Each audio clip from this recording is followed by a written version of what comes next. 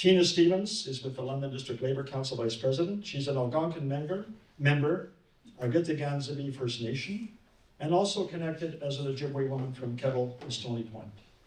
Tina belongs to the Loon clan, which is strongly connected to the position she has held in relation to her employment, her union, and Indigenous groups. Tina is past president of the Co-operative Housing Federation of Canada, which is a pretty damn good thing when we think about housing for all. A recording secretary for OPSEU's Indigenous Circle, past equity executive member for OPSEU, SEFPO in the Indigenous Circle, and the first vice president of London District Labour Council. Please welcome Tina Stevens.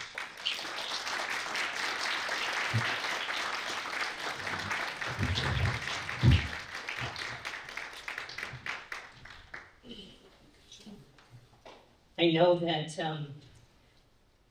in systems that we have established, that being able to speak to people, I find in regards to it's nothing negative, because the fact that I know John is a very good activist, but as our Indigenous teachings that I have behind me, is that I'm here to sit with you as opposed to hovering over you and standing up. Because the fact that your rights in our equality as a person of humanity has to be equal, to be able to make sure that we're all treated well and treated equally in the Indigenous Circle that we have in our medicine wheel. So I will be sitting down in terms of for my speaking this evening. I'm very grateful to be invited by the Council of Canadians to speak on emergent issues impacting Indigenous peoples, along with our labor movement. Anian Bojo, Mimits Indigenous, and as John had related, I'm a member of the Kitigan Zibi First Nation and a part of the Loon clan. Today, we must rise up and implement calls to action to address the attacks on our democracy, the systemic racism towards Indigenous peoples, and the threats on our inherent treaty rights. For the labor movement, we juggle multiple jobs, yet we're still broke. We work our entire lives and still can't afford to retire. We do all the right things to get ahead, but groceries, housing, and other essentials fall further out of our reach. At every opportunity, big corporations hike the price of things we need for profit. Instead of making life more affordable, our governments vote against it and push cuts to the programs and services we rely upon. We must continue to resist the implementation of further privatization. The only people benefiting are the elite corporations and friends of the current government and Donald Trump. The impacts on Indigenous people and the labor movement. We need to protect our treaty rights and border mobility rights and the impact of these harmful tariffs on our inherent and treaty rights.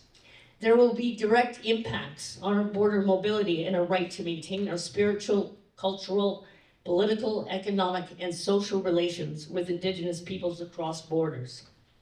We need to ensure that First Nations voices are heard, our rights upheld, and our freedoms protected. We need to renew our call to action for Canada's first ministers to include First Nations leadership in their ongoing strategic discussions regarding border issues, Arctic sovereignty, and Canada's response to those short-sighted tariffs. Poilievre would only continue to make Indigenous peoples as just another minority group, and alongside Doug Ford would directly attack our lands, resources, and water. The water that provides us life, that predate any colonial systems, ultimately for profit. For the labor movement, we need good jobs for all.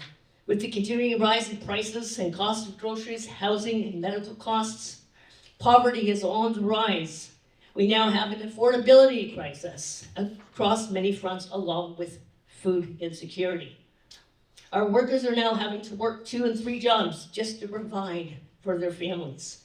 We know with each successive government, our labor rights continue to be eroded or eliminated. We know Doug Ford and Pierre Poilievre are not friends to the labor movement. And big corporations would be able to have a heavier influence to maintain poverty wages and the erosion of any meaningful pensions and benefits. The erosion of democracy. Over many years, we have experienced a decline in our democracy. We have weakened our democratic institutions, such as the peaceful transition of power or free and fair elections, or the violation of individual rights, which include racism and our human rights, especially in the area of freedom of expression. Our elections are being influenced by the use of misinformation. As we have seen to ourselves, democratic values have been on the decline. We have experienced economic inequality, rampant culture conflicts, and the backlash to societal changes that would improve the quality of life for all and not just a few. Labor rights would continue to be exploited, and the importance of our public services would be weakened and devalued. Our democracy is in crisis. It is most worrisome time for the future, as young people who have not been educated on the long struggles against fascism and other right-wing movements may be losing faith in our democratic structure as they struggle to maintain a good quality of life. The very idea of democracy and its promotion has been tarnished among many, contributing to a very dangerous apathy among many Ontarians and Canadians. We need change, and we need it now. The rise in hate. Since 2016, we have had a pronounced spike in hate crimes and coincided with the rise of populist politics and inflammatory rhetoric and denialism toward immigrant, Black, and Indigenous peoples. There was a further spike as a result of the onset of the COVID-19 pandemic. Hate crimes have continued to rise involving peoples of race, ethnicity, religion, sexual orientation, sex, and gender, and towards people who have mental or physical disabilities. These will continue to rise until we have strong enough language to deal with hate speech. There needs to be more definitive laws to address hate speech, which is conveyed through many forms of expression that exist on many of the social platforms today, of gestures or symbols and misinformation that has not been fact-checked. Hate speech is discriminatory or pejorative towards many of our most vulnerable groups here in Ontario and across Canada. This includes describing certain groups as animals or genetically inferior. The beliefs that white privileged people have had to deal with more struggles as the appearance of rights for many cultural and minority groups have risen. There has been a significant rise in the denying, minimizing, or celebrating past persecution or tragedies that happened historically in Ontario and Canada. We have seen the consistent blame for problems like crime and disease. We have seen as demonstrated by our public leaders here in Canada, Ontario, and across the border, there is a rise in the sentiment that this is a free country. I can say whatever I want. We have demonstrated this understanding through the rights to protest or to convey a point of view and have the right to do so, even if the viewpoints are considered to be offensive by others. To this, we have to find ways to change the dialogue across all of our provinces and Canada as a whole. So in conclusion, we need to address consistently in public the impacts on the attack on the rights of Indigenous peoples, Canadians, and Ontarians. We need to protect the democratic values and rights for all peoples. Quite frankly, if these rights are eroded and we become the 51st state, we will have to deal with more injustices due to the lack of strengths within our current legal and justice system. Now is the time to educate the public and to address the apathy that now exists. And finally, we need to address the rise in hate and racism through misinformation related to fake news. We need to make sure voters are able to get out and vote for fairness in the upcoming inappropriate and expensive Ontario election.